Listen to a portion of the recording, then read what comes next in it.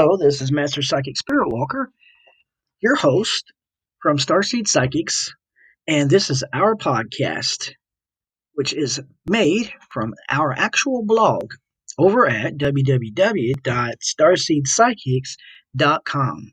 I'm very happy that you're with us today. Now enjoy the next episode of our blog. Unfortunately, we carry baggage filled with ideas of not being good enough, not worthy, or a history of rejection. We strive to live up to modern standards, we measure ourselves against the ideals of society.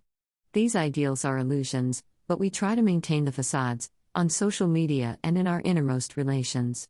The notion of perfection has us locked in a prison where we have been sentenced by the toughest judge, ourselves. We grow further and further from our own truth, and the voice of unworthiness keeps talking us down. What we don't see, when we look at others, are their own insecurities and their own fight to love up to the perfect image. See, we are not so different, as we may think. But with our ideals anchored outside ourselves, we are forever chasing the unobtainable. If we dare to air our insecurities and take down the facade, brick by brick, we start to realize that all we really needed was to get out of the way of ourselves. We go to therapy to fix what we see as being broken. We live in fear of not being adequate and measure ourselves against other people's facades. No one can live up to the images that we see, but we can post ourselves, once in a while, feeding the same construct that we really loathe. It is a deep-rooted belief that we cannot attain the embodiment of truth from the inside out. Instead, we seek religion for answers and societal road maps toward wholeness. Stepping in the footsteps of masters of the past can only get us so far. We can only emulate their way and try to attain what they did, but we will never become them. They went their way, and you must go your own way, if you want to be whole. If our goal is to strive for perfection, we have to learn to see that the only thing that is perfect is imperfection. We will make mistakes on the way, and that is perfect.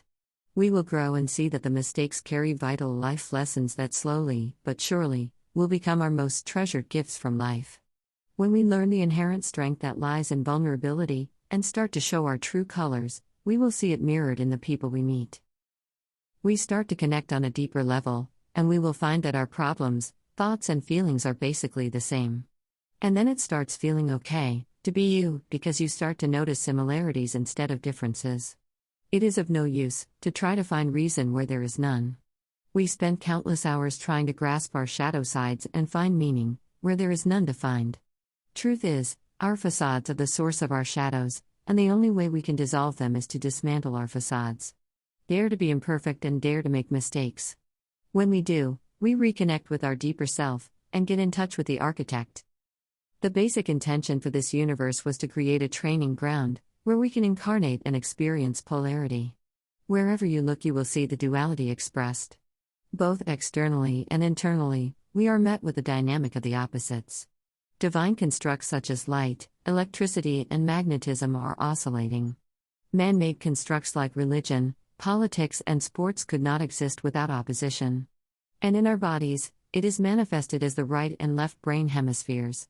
This dynamic is the great driving force for our development, and we find ourselves in constant struggle for balance. If we seek the balance outside of ourselves, we will never truly find it. Like the Fibonacci sequence, closing in on phi, but never getting there. We will never find balance outside of ourselves, only closing in on it. To attain balance and become whole, we must embody phi. Walk the path least used, the middle path, the same path that the masters of the past followed, only guided by their inner compass. They went their own way, so must we. Belief that we are supposed to follow in their footsteps is a misunderstanding. To embody phi is to embrace the self, and having the courage to go against the mainstream. Accepting the past, and then letting it go. In fact, let it all go, all the fears and insecurities, because they only reflect what you aren't. There is inherent beauty in embodying phi. Because we each have our own constructs, there is unity in individuality.